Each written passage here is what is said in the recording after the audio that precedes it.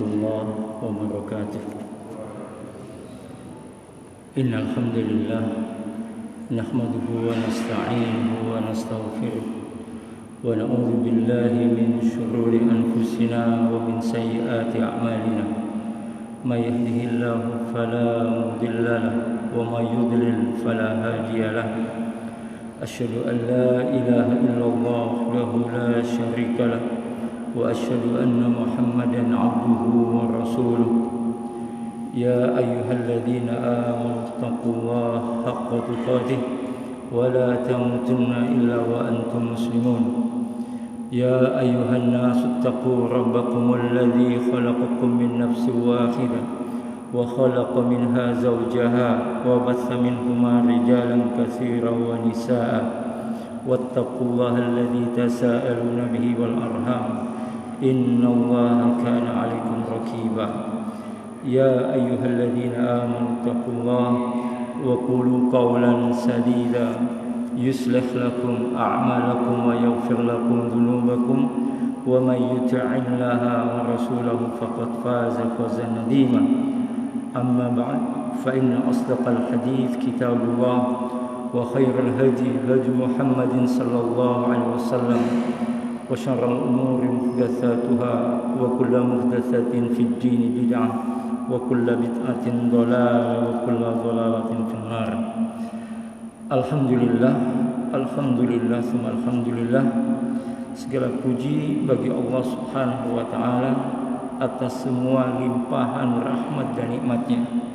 Hingga di malam ini kita dimudahkan oleh Allah Subhanahu wa taala untuk melangkahkan kaki kita di masjid ini guna melaksanakan sholat berjamaah, untuk kemudian kita lanjutkan dengan belajar bersama, mengingat ayat Allah Subhanahu wa taala, hadis-hadis Rasulullah sallallahu alaihi wasallam. Salawat dan salam semoga tetap tercurah limpahkan kepada Nabi kita Muhammad sallallahu alaihi wasallam, kepada keluarga beliau, sahabat-sahabat beliau, dan orang-orang yang istiqomah di atas jalan beliau. Malam ini kita akan membahas tentang satu tema yang erat kaitannya dengan kondisi kita malam ini. Kondisi di mana hampir di seluruh dunia mengalami persoalan yang sama, yakni wabah yang hampir merenggut ribuan bahkan ratusan ribu umat manusia di muka bumi ini. Nah, bagaimana kita menghadapi itu semua?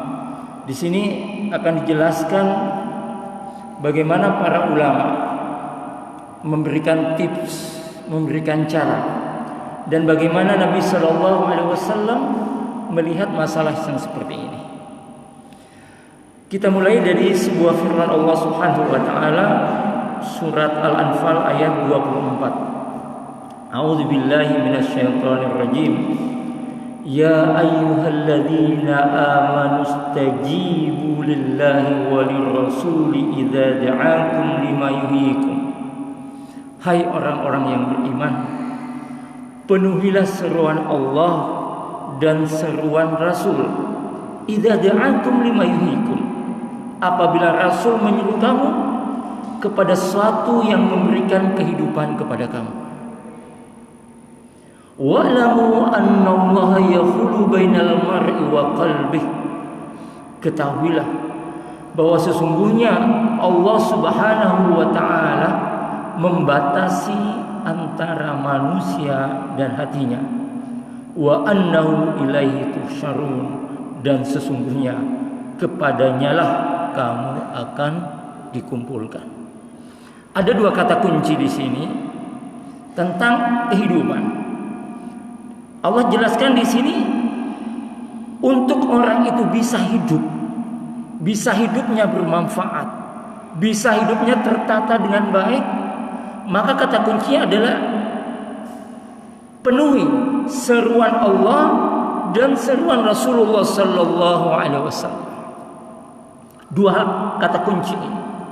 Jadi siapapun di antara kita yang ingin hidupnya bahagia, yang hidupnya tenang, meski di saat ada musibah, ada petaka, dan lain sebagainya, maka kata kuncinya adalah ikuti seruan Allah dan ikuti seruan Rasulullah sallallahu alaihi wasallam. Kata Al-Imam Ghazali rahimahullah. Ini menarik. Imam Ghazali rahimahullah ketika ditanya oleh muridnya, diminta oleh nasihat oleh seorang muridnya, beliau mengatakan, anna mansyurul nasihati yuktabu min ma'dani risalah. Nasihat itu sudah tertulis, ya, sudah tertuang di dalam sumbernya. Yakni siapa sumbernya? Rasulullah sallallahu alaihi wasallam.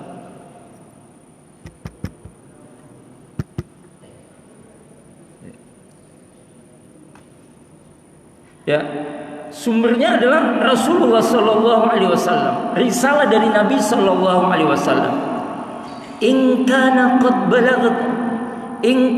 qad balagaka minhu nasihah. Apabila nasihat dari sumbernya, yakni dari Rasulullah sallallahu alaihi wasallam telah sampai kepadamu, kata Imam Ghazali, fa ayyu hajatin laka fi nasihati, maka apa kebutuhanmu pada nasihatku? Jadi kata Imam Ghazali, kalau sudah Al-Quran, sudah sunnah Nabi Sallallahu Alaihi Wasallam, sudah sampai kepadamu, buat apa kamu meminta nasihat kepadaku? Artinya bagi orang Islam itu Al-Quran dan sunnah sebaik-baiknya petunjuk, sebaik-baiknya nasihat. Ya. Maka apa kata Allah Subhanahu wa taala? Fa imma yatiyannakum minni huda, maka jika datang kepadamu petunjuk dariku, famanittaba hudaya fala yadillu wa la yashqa. Lalu barang siapa yang mengikuti petunjukku, ia tidak akan sesat dan dia tidak akan celaka. Artinya siapa di antara kita yang istiqomah, yang komitmen, yang bersungguh-sungguh mengikuti Allah dan Rasulnya, dia tidak akan sesat dan dia tidak akan celaka. Wa man a'rada an dzikri fa inna lahu ma'isyatan dhanka. Sebaliknya, barang siapa yang lupa kepada peringatan Allah, mengabaikan petunjuk Rasulullah SAW, mengabaikan petunjuk dari Al-Quran, apa kata Allah? Fa inna lahu ma'isyatan dhanka. Maka sesungguhnya baginya ke penghidupan yang sempit. Artinya siapa pun orangnya, kalau mengabaikan seruan Allah dan Rasulnya, maka baginya kehidupan yang sempit. Wa nahsyuruhu yaumal qiyamati a'ma, dan kami akan menghimpun pada hari kiamat dalam keadaan buta. Jadi nanti pada hari kiamat orang-orang yang kafir, orang-orang yang tidak mau memenuhi seruan Allah dan Rasulnya, maka dia dalam keadaan buta. Maka kata Nabi sallallahu alaihi wasallam, taraktu fikum amrayni, aku tinggalkan pada kamu dua perkara. Apa itu? Lan tadillu, kamu tidak akan sesat mata masaktum bihima, selama kamu berpegang teguh kepada keduanya. Kitaballahi wa sunnata rasulih, yakni kitab Allah dan sunnah Rasulnya. Ya, kitab Allah dan sunnah Rasulullah Sallallahu Alaihi Wasallam. Jadi siapapun di antara kita yang berpegang kepada ini aman sudah hidupnya. Ya, ada senantiasa ada petunjuk, senantiasa ada bimbingan. Kenapa Allah katakan laqad kana lakum fi Rasulillahi uswatun hasanah? Pada diri Nabi itu ada teladan, suri teladan yang baik buat kamu. Nah pertanyaannya, bagaimana kita bisa mengikuti ini semua? Tidak ada kata yang paling tepat kecuali kita bersungguh-sungguh di dalam beragama. Sampai Allah sebutkan, ya ayyuhalladzina amanu udkhulu fis silmi kafah. Wahai orang beriman, masuklah kamu ke dalam Islam dengan sebenar-benarnya masuk. Ya ayyuhalladzina amanu taqullaha haqqa tuqatih. Wahai orang beriman, bertakwalah kamu kepada Allah dengan sebenar-benarnya takwa. Wala tamutunna illa wa antum muslimun. Dan janganlah kamu mengikuti, dan janganlah kamu mati kecuali kamu mati dalam keadaan muslim. Jadi petunjuk Nabi SAW itu adalah petunjuk yang sangat luar biasa. Sederhananya, ada sebuah ayat di dalam Al-Quran. Allah Subhanahu Wa Taala berfirman, wa kulu washrabu wa la tusrifu. Makan dan minumlah, tetapi jangan berlebih-lebihan. Ini ayat. Kata ulama, kata Ibnu Katsir rahimahullah, beliau mengatakan, qala ba'dus salaf jama'allahu tibba kullah fi nisfi ayah. Sebagian salaf berkata bahwa Allah mengumpulkan semua ilmu kedokteran pada setengah ayat ini.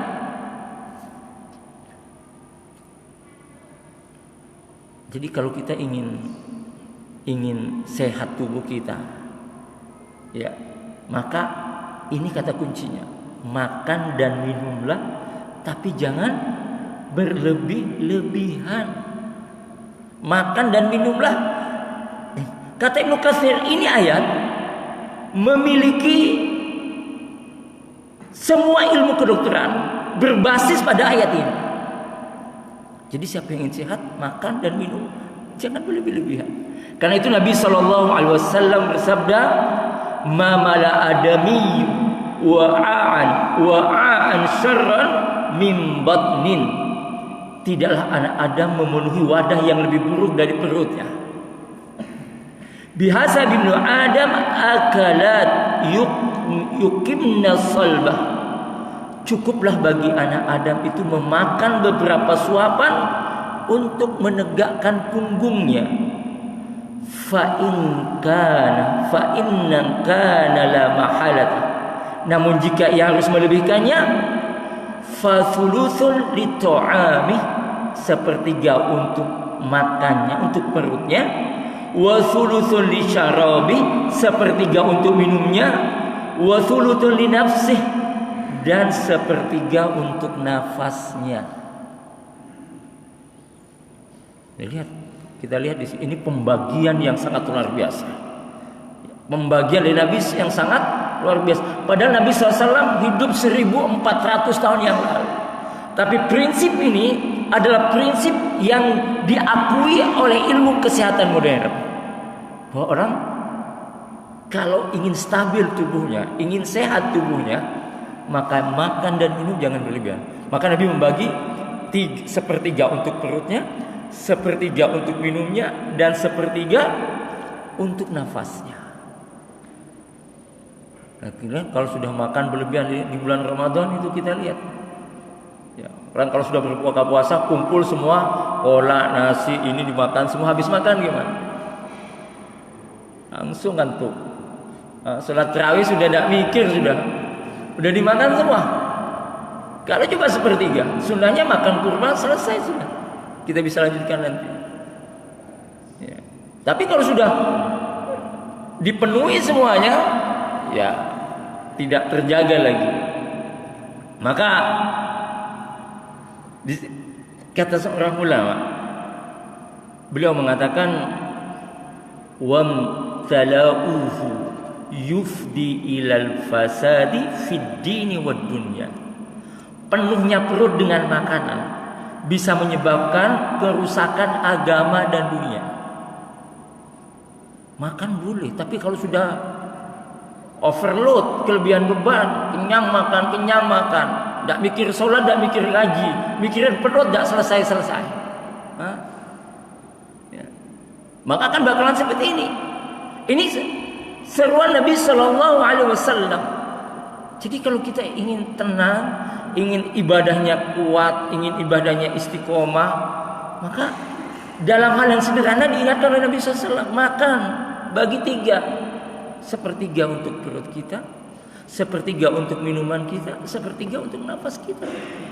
Jangan dikumpulkan semua dimakan. Kalau sudah ini yang terjadi, ya nanti di bulan Ramadan kita saksikan hal-hal yang seperti ini. Ada ngantuk gini, ada ngantuk gini. Ya karena kelebihan makan. Maka Imam Syafi'i rahimahullah beliau mengatakan, li'anna syib'a yuthaqqilul badan. Kekenyangan itu membuat badan menjadi berat. Wa yuksil qalbah, hati menjadi keras.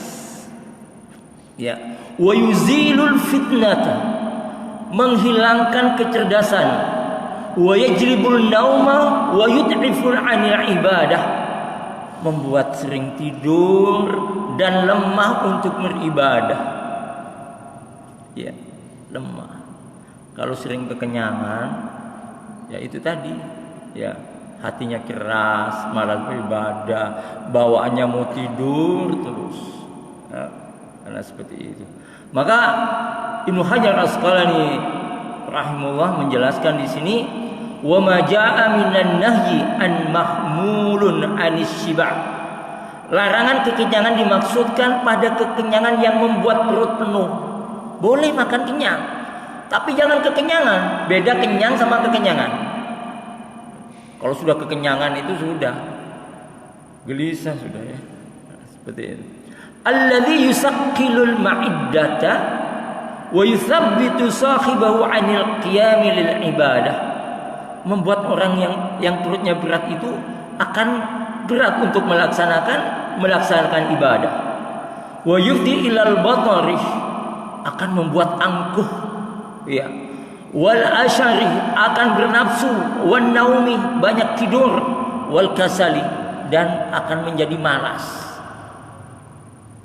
Wa qad tantahi karahatuhu ila tahrimi bihasabi ma yatarattabu alaihi minal mafsadah. Hukumannya dapat berubah makruh menjadi haram. Jadi makan tuh boleh, tapi akan menjadi haram ketika sudah kekenyangan. Kenyang masih makan, kenyang masih makan. Udah full terus tambah. Ya. Kenapa? Akan berdampak buruk. Maka kata ulama di sini, hukumnya dapat berubah dari makruh menjadi haram sesuai dengan dampak buruk yang ditimbulkan. Itu masalah kesehatan. Ya, apa yang dikatakan Nabi SAW ini sama sekali tidak bertentangan dengan prinsip-prinsip kesehatan.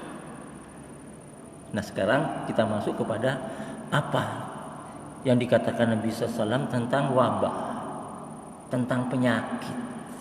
Ya, karena saya katakan tadi, hadis dijelaskan tadi, fa inna khairal huda hudan Nabi sallallahu alaihi wasallam. Sebaik-baik petunjuk adalah petunjuk Nabi sallallahu alaihi wasallam. Sebagian orang salah paham tentang penyakit, ya. Katanya tidak ada penyakit menular. Tidak ada penyakit menular, tidak ada ini dan tidak ada itu. Ya. Padahal dijelaskan oleh Nabi sallallahu alaihi wasallam. Ya. Sekarang kita masuk kepada pembahasan wabah, ya. Tentang penyakit ini. Ya. Bahasa sekarang yang sangat terkenal penyakit wabah corona, virus corona. Apa kata Nabi SAW? Lihat, hadis ini menunjukkan bahwa agama kita itu adalah agama yang sempurna. Ternyata apa yang kita hadapi saat ini sudah dijelaskan oleh Nabi Sallallahu Alaihi Wasallam 1400 tahun yang lalu. Apa kata Nabi Sallallahu Alaihi Wasallam? Man jalasa fi baitihi fi waqti wuqu'it ta'un. Barang siapa yang tinggal di rumahnya ketika terjadi wabah.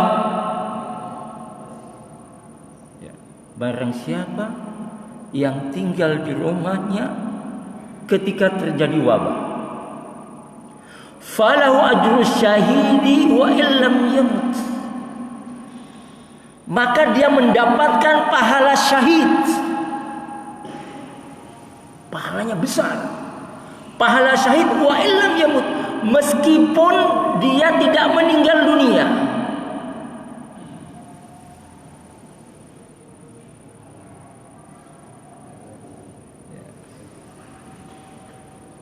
Jadi barang siapa tinggal di rumahnya saat terjadi wabah, kata Nabi SAW, maka dia akan mendapatkan pahala syahid. Ini jelaskan di dalam hadis Aisyah radhiyallahu anha. An Aisyah radhiyallahu anha annaha qalat. Dari Aisyah radhiyallahu anha bahwasanya dia berkata, sa'altu Rasulullah sallallahu alaihi wasallam anit ta'un. Aku bertanya kepada Rasulullah sallallahu alaihi wasallam tentang wabah, tentang virus. Kalau bahasa sekarang virus, wabah, penyakit. Fa'abarani Rasulullah sallallahu alaihi wasallam. Maka Rasulullah sallallahu alaihi wasallam mengabarkan kepadaku, annahu kana adzaban yab'atsuhu Allahu ala man yasha. Bahwasanya virus itu, wabah itu adalah azab yang Allah kirimkan kepada siapa yang Allah kehendaki. Fa'ajalu rahmatan lil mu'minin. Akan tetapi Allah jadikan sebagai rahmat bagi orang-orang beriman. Falaysa min rajulun yaqa'ut ta'un. Tidaklah seorang yang ketika terjadi wabah ta'un fayamkuthu fi baiti sabiran muhtasiban, kemudian dia tinggal di rumahnya bersabar dan berharap pahala dari Allah, ya'lamu annahu la yusibu illa ma kataballahu lah, dan dia yakin bahwasanya tidak ada yang dapat menimpanya kecuali apa yang wa ta'ala untuknya, illa kana lahu mithlu ajri syahid, maka dia mendapatkan seperti pahala syahid meskipun dia tidak mati. Artinya kalau wabahnya seperti sekarang di Italia. Di Italia itu lockdown sudah. Lockdown itu sudah masuk rumah semua, tidak boleh. Kalau keluar ditangkap dihukum.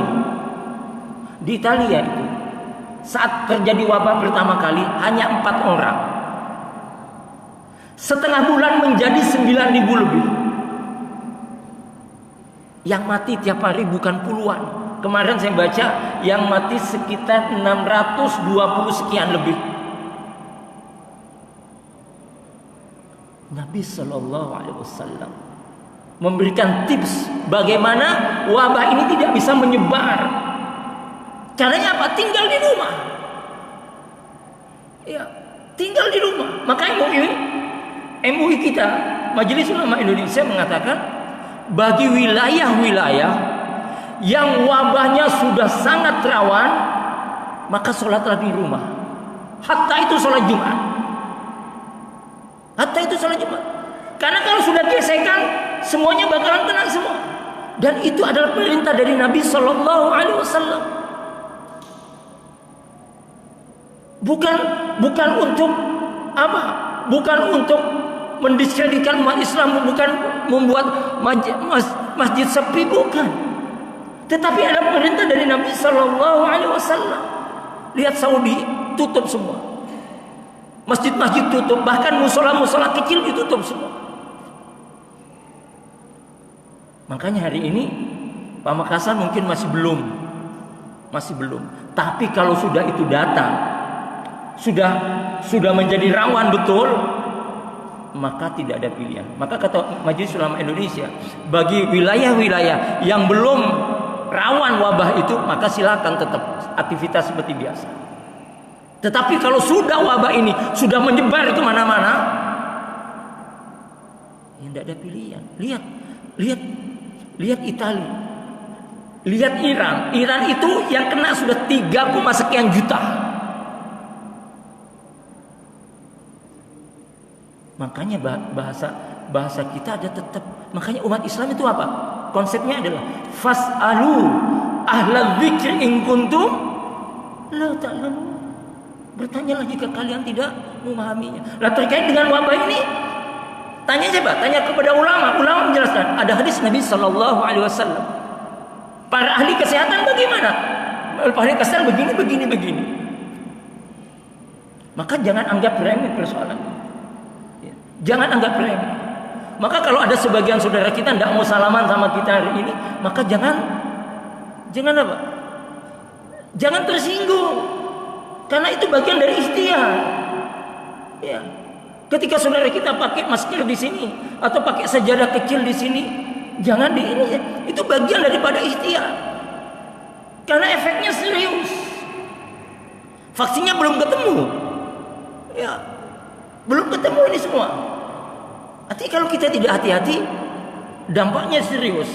Maka kata MUI, Majelis Ulama Indonesia, bagi daerah-daerah yang belum rawan terinfeksinya, maka aktivitas silahkan. Ya, sholat di masjid tetap tidak ada. Ya. Tapi bagi daerah seperti Jakarta, ya sekarang Malang, Surabaya, ya yang sudah masuk garis merah semua, itu sudah memutuskan seperti itu. Artinya persoalan ini bukan persoalan yang sederhana. Maka kenapa lihat di sini pahalanya pahala syahid? Karena tinggal di rumah itu memang tidak enak. 24 jam di rumah. Di situ butuh kesabaran. Di saat wabahnya sudah, lihat ada orang, lihat di YouTube, ada orang tiba-tiba diri jatuh, blak, rumah sakit full, tidak bisa nampung, tidak bisa ini. Maka sebelum ini terjadi, kita ini semua yang ada di sini sebelum terjadi, ya lihat pesan Nabi Shallallahu Alaihi Wasallam. Ya, jangan, karena kondisinya sudah kondisi yang tidak normal. Jadi yang biasa kumpul-kumpul, tidak usah kumpul-kumpul sekarang. Ya, kita nggak tahu ini kondisinya kayak apa, kita tidak tahu. Maka ulama menjelaskan seperti ini. In kana lahu mithlu ajri syahid. Maka orang yang tinggal di situ, kata Nabi SAW, ditinggal di dalam rumahnya, dia mendapatkan pahala syahid. Karena untuk tinggal di rumah yang biasa ke masjid, yang kita biasanya 5 kali sholat berjamaah di masjid, tiba-tiba gak ke masjid, gak enak memang. Tidak enak, gak nyaman memang. Tapi kan ketika kondisinya sudah sangat rawan betul, maka tidak ada pilihan. Sabda Nabi SAW 1400 tahun yang lalu ini menjadi kewajiban bagi kita untuk kita tunaikan. Karena saya baca dari beberapa penjelasan para ahli, orang yang kena ini nggak ada gejalanya, nggak tahu dia. Ya. Yang sakit aja nggak tahu, tiba-tiba udah kena. Lihat Jakarta berapa sekarang. Ini dari Nabi SAW. Jadi jangan ada suudon. Ya, ketika ada ulama mengatakan, majelis ulama mengatakan, ini masjid dibuat sepi, kenapa pasar, kenapa mall kok dibuka? Memang wilayahnya MUI, masa mau tutup mall, mau tutup pasar? MUI itu wilayahnya masjid. Urusan pasar, urusan itu urusannya pemerintah. Orang yang punya toko, yang punya mall.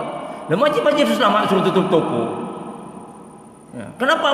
Karena ada sebagian orang mengatakan, kenapa ulama tidak bilang pasar suruh tutup, mall suruh tutup? Nah, memang bukan ranahnya ulama. Ulama ranahnya dalam urusan ibadah. Ya. Jadi sebelum ini terjadi, maka marilah kita semua ini ikuti nasihat Nabi Shallallahu Alaihi Wasallam. Jangan panik, tapi jangan anggap enteng.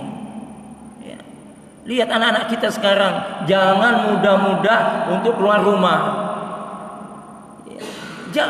Italia itu saat pertama kali muncul virus itu hanya 4. Tetap anak mudanya ke clubbing, ke kafe, dansa, macam-macam semua. Setengah bulan udah 9.000. Yang mati ratusan tiap hari. Ya. Nah, kalau kita sudah ikhtiar dengan betul, kemudian Allah takdirkan kita kena, ya sudah, mau gimana lagi? Kalau sudah Allah, yang penting ikhtiar kita. Ya. Yang penting ikhtiarnya. Jangan lihat omongan orang-orang yang tidak paham dengan ilmu. Ya. Kalau mau mati ya mati meskipun tidak ada virus corona. Ini ada petunjuk Nabi Shallallahu Alaihi Wasallam. Ya. Ada sebuah hadis yang salah dipahami oleh banyak orang. An Abi Hurairah qala Nabi la adwa wa la tiyara wa uhibbul fa'la salih. Tidak ada penyakit menular, tidak ada tiara rasa sial dengan burung dan sejenisnya, dan saya menyukai ucapan yang baik. Ini hadis kata Nabi SAW, tidak ada penyakit menular. Di hadis yang lain Nabi SAW bersabda, firra minal majmum, firra minal majzumi, firaka minal asad. Larilah dari penyakit kusta seperti engkau lari dari singa. Penyakit kusta itu bahasa kita dulu apa? Bahasa kata apa? Penyakit lepra, atau kata orang Madura apa itu? Ya, itulah kurang lebih begitu.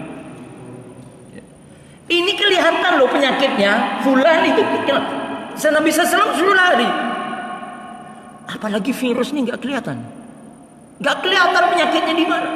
Kata Nabi SAW, firra minal majzumi firaka minal asad. Larilah dari penyakit kusta seperti engkau lari dari singa. Kita tahu tuh gejala penyakit kusta begini Pak, kita paham, insya Allah sebagian kita paham. Jelas itu. Ini virus yang nggak kelihatan. Ya. Makanya di sini, nah bagaimana memahami ini semua? Memahami dua hadis ini seolah-olah bertentangan. Ini perlu pendapatnya ulama, bukan saya, bukan kita yang tidak paham, tapi ulama. Bagaimana ulama berpendapat tentang hal ini? Maka ulama mengatakan, makana ya'taqiduhu ahlul jahiliyah minal annal adwa tu'athir bi nafsiha. Jadi zaman dahulu itu orang-orang jahiliyah mengatakan bahwa penyakit itu menular dengan sendirinya, tidak ada takdir Allahnya. Ya. Jadi penyakit itu menular dengan sendirinya. Orang beriman tidak. Penyakit itu menular karena izin Allah. Kalau tidak diizinkan oleh Allah Subhanahu Wa Taala, maka penyakit itu tidak akan menular. Ya. Karena tidak semua orang bisa tertular. Berarti penyakit itu menular karena izin Allah Subhanahu Wa Taala. Wa amma nahyu 'anil dukhuli fil baladi alladhi waqa'a biha at-ta'un fa innahu min babi fa'lil asbab. Ya.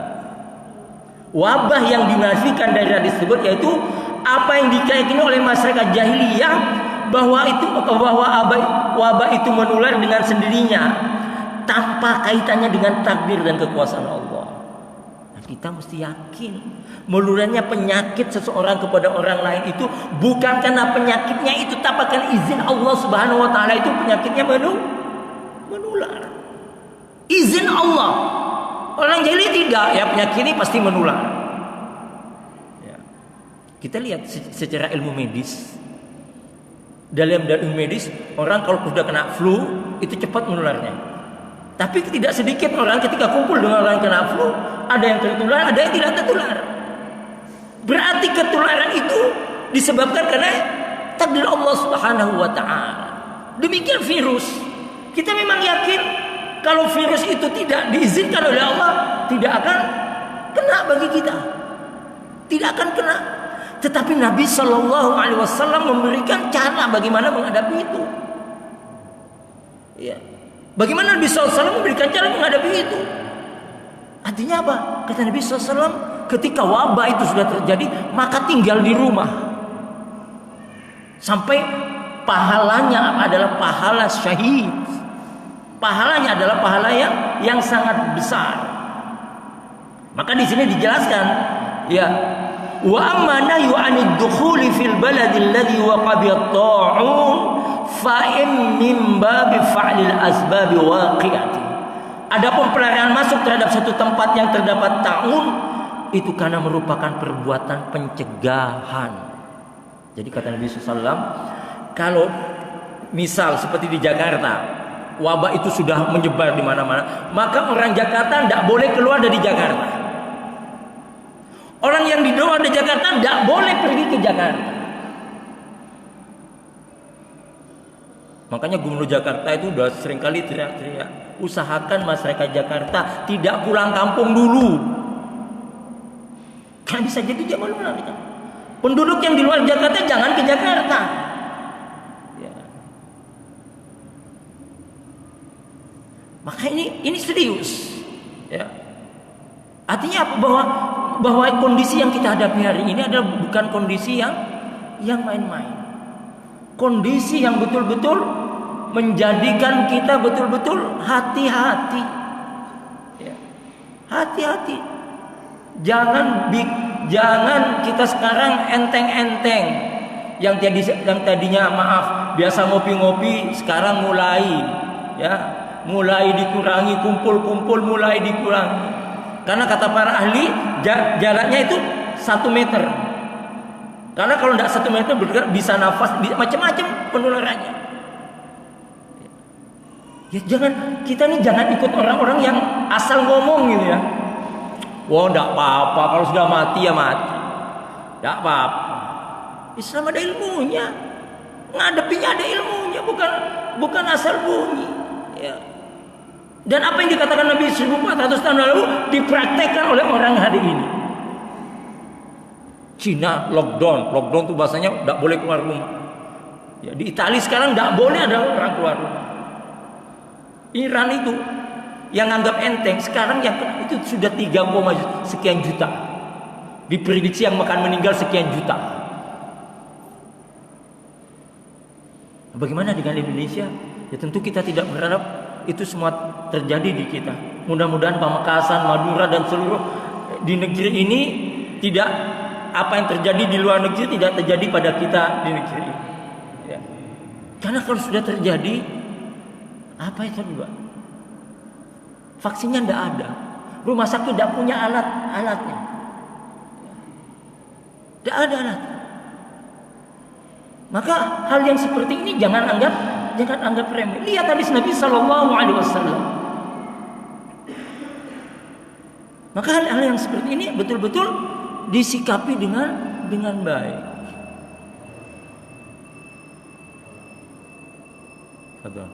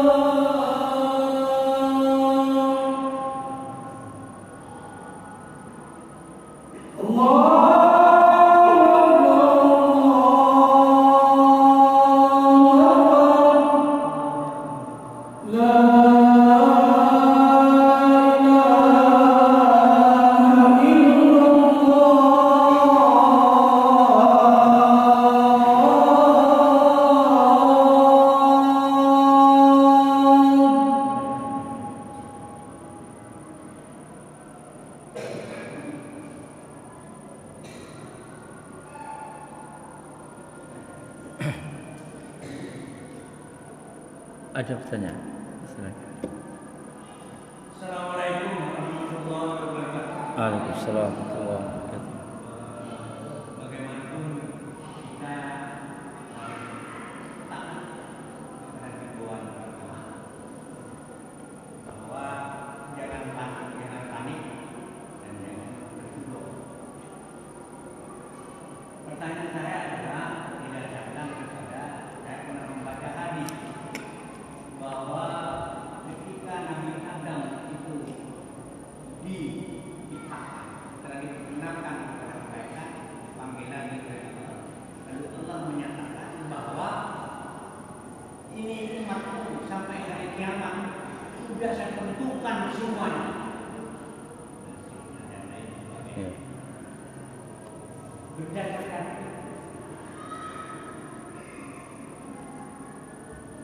dengan itu kita harus taat. Tetapi secara logika kita sebagai orang yang beriman, sebagai orang yang beriman menghadapi hal semacam itu, andai kata seorang yang beriman itu mengatakan kepada dalam dirinya, ditakdirkan bahwa kita mati dengan apa, lantaran penyakit ini, lantaran penyakit ini. Dan saya pernah membaca, mendengarkan bahwa yang memberi penyakit itu Allah, dan Allah juga yang menyembuhkan. Jadi kalau sampai misalnya katakan sebagai penghalangan di dalam kita beribadah, misalnya Jumat ditiadakan, misalnya haji ditiadakan, itu bagaimana? Terima kasih. Baik, ini pendapat yang banyak kita temukan di masyarakat terkait dengan ini. Perhatikan, kita lihat sekarang Jumat ditiadakan. Saya tanya misal, kalau hujan deras, ya, becek hujan deras itu, boleh enggak kita enggak sholat Jumat di masjid? Boleh? Boleh. Itu namanya ilmu. Ya. Artinya ada aturannya. Ya. Kalau saja hujan deras kita enggak sholat di rumah enggak apa-apa, apalagi urusan yang seperti ini. Kalau sudah betul-betul mewabah. Maka kata ulama Majelis Ulama Indonesia, kalau bagi daerah yang masih belum, silakan aktivitas sholat berjamaah, sholat Jumat itu tidak ada lagi. Nah sekarang, ya tentu ulama tidak asal. Kita tahu bahwa semua ditakdirkan. Sampai Allah mengatakan, lau kuntum fi buyutikum. Ketika orang itu sudah ditakdirkan untuk mati, ya, dia akan pergi ke tempat di mana dia akan mati. Akan di mana? Tapi pertanyaan, tahukah kita? Kita mau mati pakai dengan cara apa? Tidak tahu. Tapi Allah kasih ilmunya kepada kita. Ya. Sebagaimana Nabi SAW menjelaskan di sini. Ya. Nah sekarang misal umat Islam tidak mengindahkan pendapatnya ulama. Hadis Nabi SAW tidak diindahkan. Semuanya dengan wabah yang begitu luar biasa beraktivitas. Semuanya ke pasar, ke ini tetap ini kena virus semua, mati semua. Terus siapa yang jaga ini semua? Apa tidak tamat umat Islam di Indonesia ini? Ya, orang kafir pada di rumah ngumpet semua karena paham ini resikonya ini bakalan seperti ini. Umat Islam tetap dagang, tetap begini. Kenapa saya bacakan lagi hadisnya dari Nabi SAW? Ya, supaya kita paham. Ya, nggak ada larangan untuk sholat Jumat. Tidak ada. Cuma masalahnya ada ilah, ada alasan. Kenapa kita tidak sholat Jumat? Ya. Baik, saya bacakan lagi hadis Nabi SAW. Ini lihat. Kata Aisyah bertanya kepada Nabi SAW. Sa'altu Rasulullah SAW anit ta'am. Aku bertanya kepada Nabi SAW tentang wabah ini, tentang virus. Ya bahasa sekarang. Fa'abarani Rasulullah sallallahu alaihi wasallam. Maka Rasulullah sallallahu mengabarkan kepadaku, annahu kana adzaban yab'atsullahu ala man yasha. Bahwasanya wabah tahun itu ada azab yang Allah kirimkan kepada siapa yang dikehendakinya. Artinya banyaknya maksiat, musibah, penyakit tahun. Musibah ini karena banyaknya dosa-dosa yang dilakukan oleh umat manusia. Ya. faja'alahu rahmatan lil mu'minin, dan Allah jadikan rahmat bagi orang-orang beriman. Falaisa min rajulin yaqa'ut ta'un fayamkusu fi baiti sabiran muhtasiban. Tidaklah seorang ketika terjadi wabah taun dia tinggal di rumahnya dengan bersabar. Yang biasa dagang tidak dapat apa, ya. Dengan bersabar, kata Nabi SAW. Artinya apa? Bahwa dalam kondisi di rumah itu memang ada ketidaknyamanan, ada kekurangan, ada ini. Tetapi karena kita bersabar di situ, kata Nabi SAW, fayamkuthu fi baiti sabiran muhtasiban, dan dia mengharap pahala dari sisi Allah. Ya'lamu annahu la yusibu illa ma kataballahu lah, dan dia yakin bahwa sesuatu yang Allah timpakan kepadanya tidak akan meleset. Arti kita yakin meskipun kita berikhtiar seperti ini, kalau Allah mau matikan kita, mendatangkan virus ke rumah kita, tetap akan datang. Dengan cara apa? Allah pasti tahu bagaimana caranya, mudah bagi Allah. Kita meyakini itu, bahwa penyakit itu akan datang, virus itu akan datang dengan cara tentu Allah yang lebih tahu. Illa kana lahu mithlu ajri syahid, maka orang itu akan mendapatkan seperti pahala orang yang mati syahid. Besarnya pahala kita berada di dalam rumah saat wabah ini sudah menyebar kemana-mana. Gak ada larangan untuk sholat berjemaah, tetapi kalau sudah kondisinya para ahli di bidangnya, ulama sudah begini-begini, lah kita mau ikut siapa lagi coba? Mau ikut kemauan kita? Mau ikut logika berpikir kita? Ya. Lihat ulama-ulama di Saudi, di Timur Tengah, orang-orang yang pakar di bidangnya, yang ahli di bidangnya, semuanya tutup karena resikonya luar biasa. Tetapi mudah-mudahan kita berdoa kepada Allah Subhanahu wa taala, kita ini di Pamekasan dijauhkan dari semua itu. Ya, di Madura, Pamekasan ini semua Allah jauhkan dari semua itu. Tetapi kalau sekali lagi wabah ini sudah nggak kebendung lagi, karena dunia ini sudah seperti desa. Nggak kayak dulu. Orang ke Malaysia bolak-balik itu udah biasa, ke Mekah, ke Eropa udah biasa, nggak kayak Malaysia. Dulu kalau saya mau ke Surabaya kayak mau kemana gitu. Sekarang pagi berangkat, makan siang di Surabaya, makan malam di Pamekasan udah biasa. Interaksinya sudah sangat luar biasa sekali. Artinya apa? Bahwa secara logika kita, virus ini sudah nggak bisa ada lagi ininya, nggak ada bisa. Makanya harus ditutup. Itu kata para ahli dan para yang sudah punya kewenangan dalam hal ini. Maka kita berlindung kepada Allah Subhanahu wa taala. Mudah-mudahan Allah Subhanahu wa taala menyelamatkan kita dari musibah ini. Kalaupun musibah ini datang kepada kita dan menimpa kita, mudah-mudahan Allah menjadikan kita hambanya yang husnul khotimah. Karena itulah yang terbaik. Mungkin ini saja yang bisa sampaikan pada kesempatan yang berbahagia ini. Kemudian untuk minggu depan, kalau misalnya perkembangannya masih seperti ini, ya kajian tetap ada. Tapi kalau sudah ya, Pamekasan sudah misal sudah, dan mudah tidak terjadi, tentu dengan ini saya mengistirahatkan diri dulu. Subhanakallah bihamdika asyhadu an la ilaha illa anta astaghfiruka wa atubu ilaik. Assalamualaikum warahmatullahi wabarakatuh.